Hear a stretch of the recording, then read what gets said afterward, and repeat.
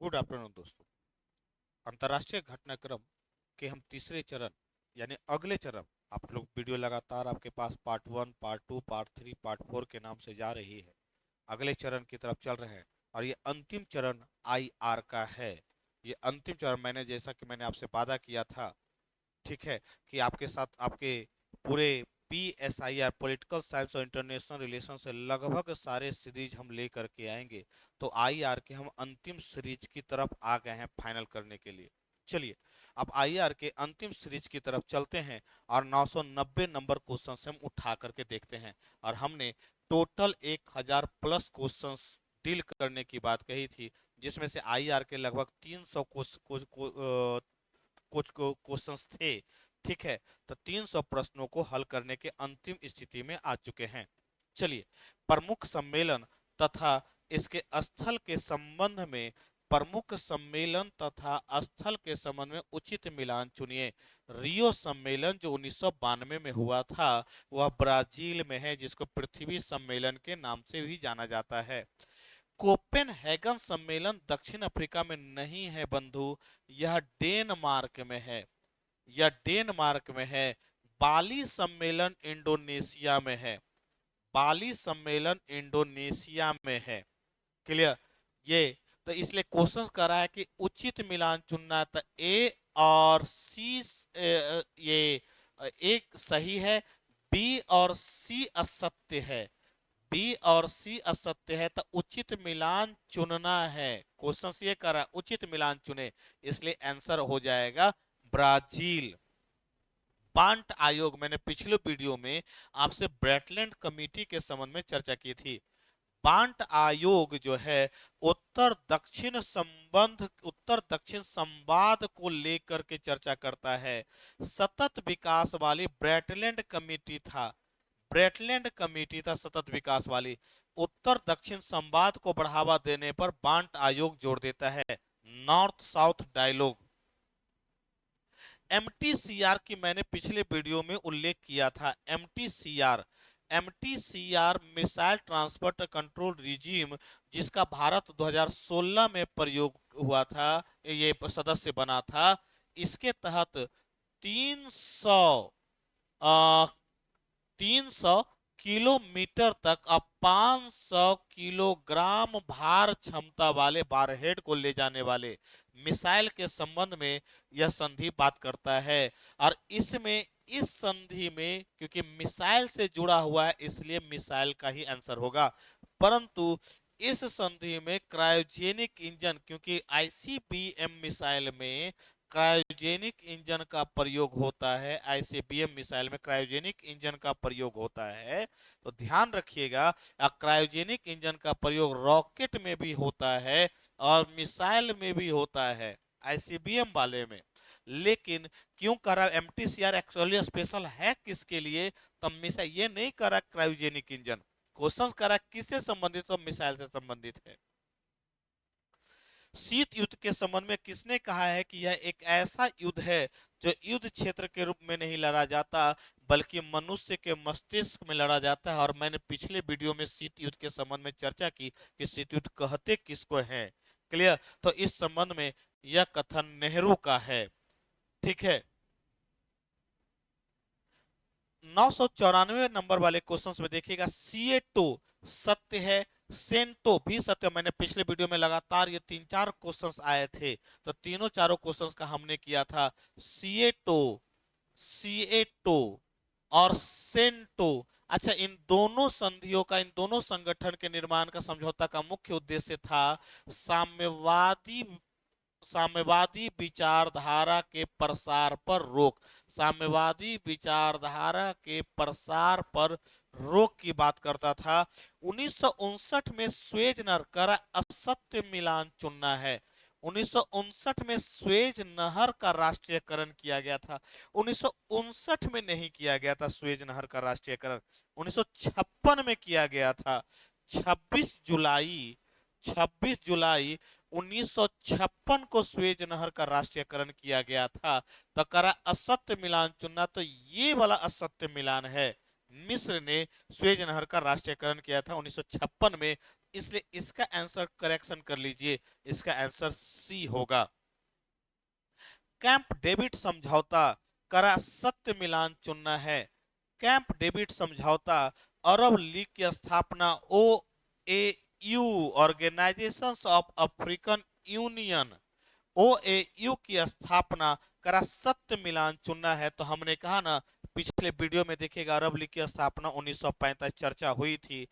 Camp David समझौता Israel और मिस्र के बीच में हुआ था। कैंप डेविड समझौता यह 1960 में हुआ था। तकरा सत्य मिलान चुनना, तो ये दोनों असत्य है। ओयू की स्थापना 1963 में हुई है, इसलिए यह organisation of African union.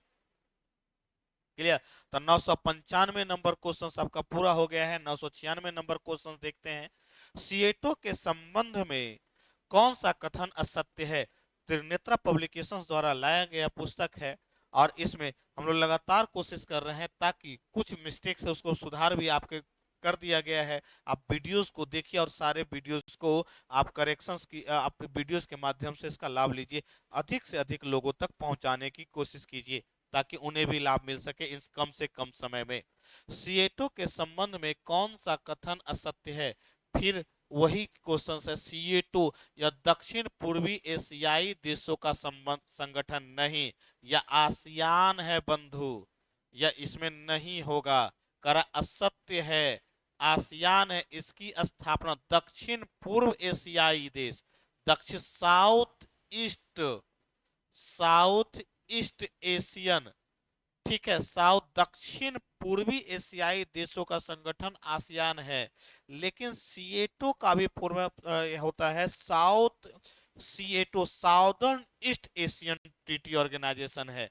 Southern east Asian treaty organisation, ये भी सही। 1980 में इसका विघटन किया गया। 1980 में इसका विघटन नहीं किया गया था, इसका विघटन उसके पहले ही हो गया था। क्लियर। इसका विघटन उसके पहले ही हो गया था, और 1953 में यह बना था। 1955 में इसका विघटन हो गया था। 1955 में सिएटो की जगह सेंटो आ गया था।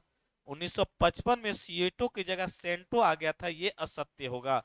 ये भी southern east Asian treaty organisation है, यह सहयोग संगठन है, यह सत्य होगा। और इसकी स्थापना मनीला में की गई, मनीला में इसकी स्थापना की गई है।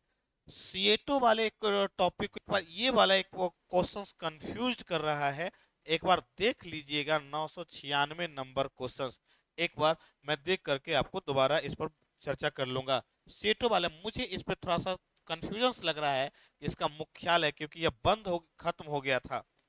ठीक है। 997 नंबर क्वेश्चन को देख लीजिए। हिंद महासागर क्षेत्र के संबंध में कौन सा कथन सत्य है? हिंद महा 26वें अधिवेशन में इसे शांति क्षेत्र घोषित किया गया, सही है। 1975 में भारत द्वारा इसे शांत क्षेत्र घोषित करने की मांग भी की गई थी, सही है। और इसका तटीय स्वरूप भारत, श्रीलंका और सिंगापुर इसका तटीय रूप से जुड़ा हुआ देश है, ये भी सही है। इसलिए आंसर ऑलरेडी डी है, इसमें कहीं कंफ्यूजन की बात ही नहीं है। हिंद महासागर क्षेत्र से संबंधित कथन है, इसमें भारत के 1156 द्वीप हैं। संबंधित कथन नहीं है, इसमें भारत के 1156 द्वीप है। भारत का 100% व्यापार इसी क्षेत्र से होता है। 47 देश इसके तट से जुड़े हुए, सत्य है। सी सत्य है, यह नहीं है। 100% व्यापार नहीं होता, बंगाल की खाड़ी से भी भारत का व्यापार होता है, अरब सागर से भी भारत का व्यापार होता है। तो 100% व्यापार हिंद महासागर क्षेत्र से नहीं होता। क्लियर। इसलिए इसका आंसर ऑलरेडी बी हो जाएगा। क्लियर। स्टार्ट संधि किन देशों के बीच हुई है? स्टार्ट संधि, स्टार्ट संधि, salt one, salt two, start one, start two. मैंने पिछले वीडियो में साल्ट और स्टार्ट के संबंध में चर्चा भी किया है। साल्ट और स्टार्ट के संबंध में मैंने चर्चा भी किया है। तो साल्ट स्टार्ट संधि जो है वह अमेरिका और रूस के बीच हुआ है। अमेरिका और रूस के बीच किस लिए संधि हुआ है? तब परमाणु हथियारों के नियंत्रण पर, परमाणु हथियारों के नियंत्रण के लिए किया गया था। और साल्ट संधि घातक हथियारों के, से परमाणु हथियार शब्द का उल्लेख नहीं है, घातक हथियारों के नियंत्रण के लिए किया गया था। तो रूस और अमेरिका के बीच स्टार्ट संधि हुआ है। 1000 क्वेश्चंस पे हम लोग पहुंच चुके हैं। इसके अलावा कुछ क्वेश्चंस और है जो हम देख लेते हैं। साल्ट समझौते से संबंधित कथन नहीं है, यह अमेरिका और रूस के बीच हुआ है, यह सही है। इसका उद्देश्य परमाणु नहीं, मैंने कहा ना घातक हथियार है, परमाणु शब्द का उल्लेख नहीं है परमाणु हथियार का। साल्ट वन 1972 में, साल्ट टू 1979 में संपन्न हुआ, सत्य है। कौन सा असत्य है यानी नहीं है, तो बी नहीं है। पीटीबीटी, ये एक बड़ा कंफ्यूजन है। पीटीबीटी, एनपीटी, सीटीबीटी। अच्छा, इसमें देखिए उचित मिलान चुनना है। सीटीबीटी 1996 में, क्लियर, समझौता हुआ 1996 में, हस्ताक्षर हुए, ठीक है। आईएईए 1946 में, आईएईए जो है ध्यान रखिएगा 1996 में, ये आईएईए 1957 में, आईएईए 1957 में। एनपीटी जो है आपका 1970 में लागू हुआ, एनपीटी 1970 में लागू हुआ, 68 में समझौता हुआ। पीटीबीटी 1963 में आया, सॉरी 1963 में, सत्य है पीटीबीटी वाला। अब ध्यान रखिएगा, ठीक है। तब पहला वाला तो ए का तो एक हो जाएगा, ए का एक, ठीक है।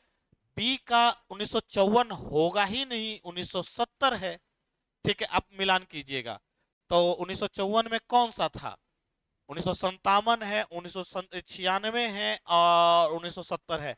एक्चुअली है ही नहीं ऑप्शन में, ऑप्शन में है ही नहीं, इसलिए इसको करेक्शन कर लीजिए बंधु। ऑप्शन ए नहीं होगा, ई हो जाएगा। इसको ऑप्शन में इनमें से कोई नहीं हो जाएगा, क्लियर। 1002 का 1003 के क्वेश्चंस को देखिए। बंदरगाह की स्थिति तथा सम्मिलित देश, हम्बनटोटा बंदरगाह हाल ही में चर्चा में रहता, श्रीलंका में है। ग्वादर बंदरगाह पाकिस्तान में भी चर्चा। चटगांव बंदरगाह बांग्लादेश में, जिसमें भारत को कहा है कि आप इसका प्रयोग कीजिए। और चाबहार बंदरगाह का विकास भारत कर रहा है, वह ईरान में है। तो ए का एक हो जाएगा, बी का दो, एक दो, चार तीन हो जाएगा, यानी कि बी हो जाएगा, क्लियर।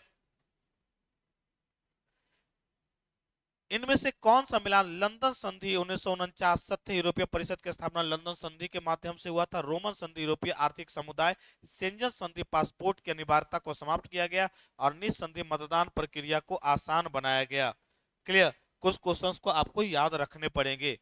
तो 104 नंबर क्वेश्चंस का आंसर ऑलरेडी 1 2 3 4 हो जाएगा, ए हो जाएगा।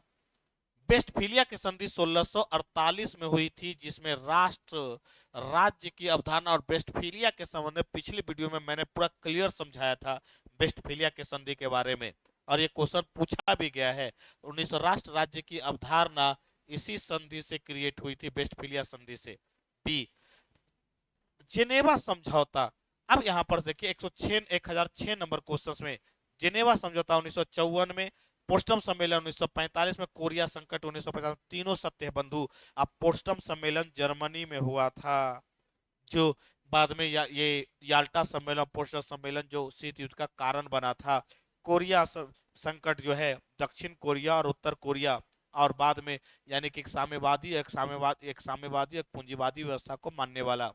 दक्षिण कोरिया पूंजीवादी और उत्तर कोरिया साम्यवादी व्यवस्था को, दोनों के बीच संकट, जेनेवा समझौता भी 1954 में।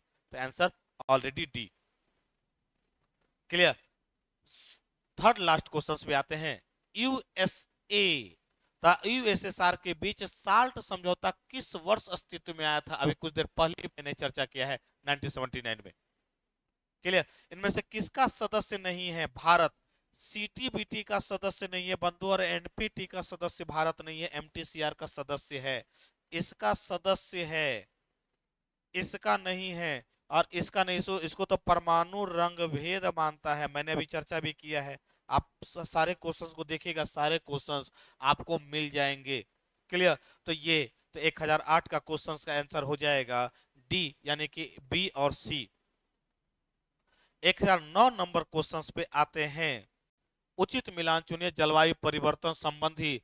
मॉन्ट्रियल समझौता में ओजोन लेयर को बचाने के लिए कार्य किया गया था, यानी सीएफसी में कमी लाने के लिए। कार्बन उत्सर्जन इसका विषय नहीं था, पृथ्वी सम्मेलन में सतत विकास लक्ष्य नहीं रखा गया था, सतत विकास रखा गया था। यह सतत लक्ष्य ये लिया गया था रियो+20 में, रियो+20 में लाया गया था।